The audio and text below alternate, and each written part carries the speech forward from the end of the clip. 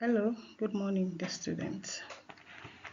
Once again, I am Mrs. Akeredolu Tolani Blessing, and I want us to look at our first lesson on QTS 105, which is Building Construction and Materials. I will be taking you through this course for the next 6 weeks, and I hope we have a good time together. Once again, you are welcome. Today we are looking at the local authority required for any building construction. So the topic mainly is statutory and local authority requirements for building construction. When undertaking any building construction project, it is very essential to comply with both local authority require and the statutory authority to ensure safety of any construction projects, and then to make sure that the construction is sustainable, and then adhere to the legal standard. Under the statutory and local authority requirements, we have some of the key requirements typically mandated. So firstly, we look at statutory requirements. What are statutory requirements?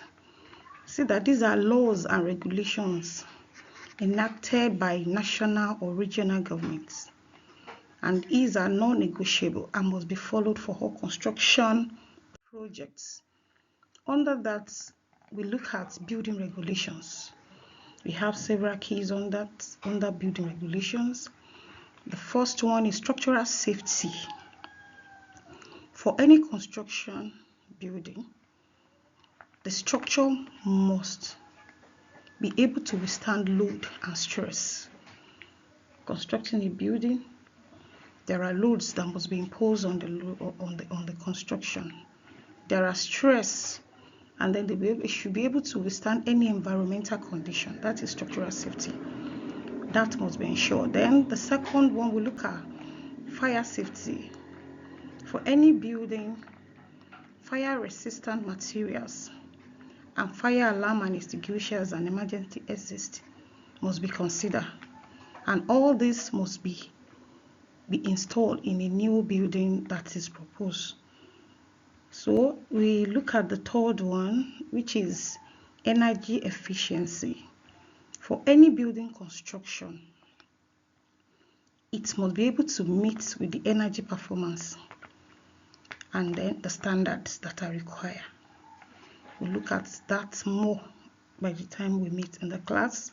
We'll look at, under this we have insulation, heating system, renewable energy integration. All this must be considered under building regulations to ensure safety for any building. And then this continues, we look at ventilation and air quality. There must be adequate ventilation system to ensure healthy indoor and air quality for any construction. That must be looked into. And then again, we must look at accessibility. This must comply with accessibility standard for disabled individuals. There are people that need some aids for them to be able to work, so we must consider that.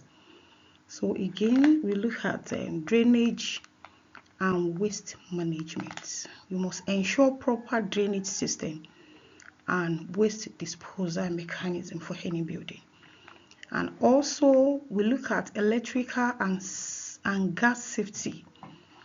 We must look at the efficiency of the cable installations, wirings, and also gas installation and appliances that will be needed for the building. This must be looked into to ensure that the building is safe. And then under the statutory and requirements. We also have planning permissions. That's the second one under statutory requirements. We have planning permissions. So it is mandatory for one to obtain planning permission from any local authorities before embarking on any construction projects. And also we must ensure the project align with zoning laws, land use policies, and environmental protection. This must be looked into before the construction starts on site. And then apart from that, the other one we have here is health and safety regulations. Health and safety regulations. So any proposed building must comply with the occupational health and safety laws to protect workers and the public. Safety laws must be followed on site to prevent any accident or hazard on site. We have that. And also we have to conduct risk assessments and implement safety measures. This includes scaffolding. You know more about scaffolding whenever we come to class. These are aids to help work in elevation or high part of the building. And then we should have signage in the site. We have proper protective equipment. We have head cover, gloves, boots. Those are needed to prevent hazard on sites. This must be followed as well. Then we look at another one under statutory requirements, which is environmental regulations. Environmental protection laws must be adhered to, including waste management, pollution controls, and conservation of natural materials. This is mainly under sustainability of a building, which is a new area that we are looking towards now. So we must consider environmental protection laws. Then another one on the environmental regulation is we have to conduct environmental impact assessments for large and huge projects. So we'll look more into this when we meet in the class. So under that again, we look at construction standards. Construction standards. Then national or international construction standard must be followed. International standard organization have this as guidelines and regulations. Then this standard also are there for materials, for any design of any construction or execution. This must be strictly followed when we are planning for any. So we continue with the class now. Then I said the one I mentioned last was construction standards. These are stipulated standard, international standard organization with British standard for materials, design, and execution must be followed strictly. And also we want to look at the second one, which is local authority requirements. Local authority requirements. Under this we have local building codes. Local building codes. And I want us to know that local building codes that may be specified for material, design, aesthetics, and height restriction of any locality must be adhered to. And we must ensure compliance with heritage or conservation area regulation if applicable. There are areas where the heritage must be preserved. There are areas close to like airports where the height of the building must be restricted, and this must be considered in any area we want to have our construction. And then under that again we have permit and license. There are licenses we need to obtain for construction, for demolition or renovation. And then we need to secure some license for specialized work like plumbing or gas installation. So that is that under permit and license. Then under that again, we look at community and neighborhood consideration. Community and neighborhood considerations. Then under that, we minimize destruction of the local community, e.g. noise, dust, traffic management. Then engagement in community consultation if required.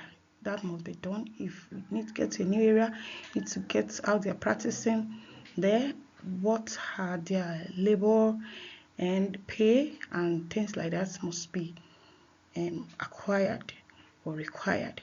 Then we look at the other one is utility connections. Utility connections. Then coordinate with local utility provider for water, electricity, gas, and sewage connections. That's the inquiry. You must make that inquiry to know what is practiced in the area that is the construction is to be erected. Then we must ensure compliance with local authority regulations and standards. That is mandatory. Then under that again, we have inspection and approvals. Schedule inspection at various stages of construction like foundation, framing, final inspection. That must be looked into. Then there's need to obtain a certificate of occupancy. That is not new to us. Or completion certificate from local authority before using the building. That should be looked into in any area we want to erect the building. Then the third one, we have other ones to look at apart from statutory regulations and local authority. We look at other ones too, which are insurance. Yes, insurance. There are construction that you need to have some institution to cover you to get the contracts. Those must be looked into. So must ensure adequate insurance coverage for the construction projects, e.g. public liabilities, workers' compensation, and construction insurance. That must be looked into. Then we look at contractual obligations. You must fulfill some contractual obligations with stakeholders, including architects, contractors, clients, engineers, those construction stakeholders. There are obligations to that we must observe. And then we look at sustainability. We have to incorporate sustainable practices as green building certificate into our building. That is SDG goals for 2030. That should be looked into in any building we want to erect at this new age. Then in conclusion, compliance with statutory and local authority requirements is critical to avoid legal penalties. Ensure safety and achieve proper success. Always consult with relevant authority, legal experts, and construction professionals to stay updated on the latest regulations and standards. So this is the end of our class for today. I hope we have a timetable where we meet for the online class where we'll be able to chat. Please take your time and go through. There are also YouTube videos that are attached to this week. Take your time to look at it, read, and then we'll meet in the physical class. Thank you.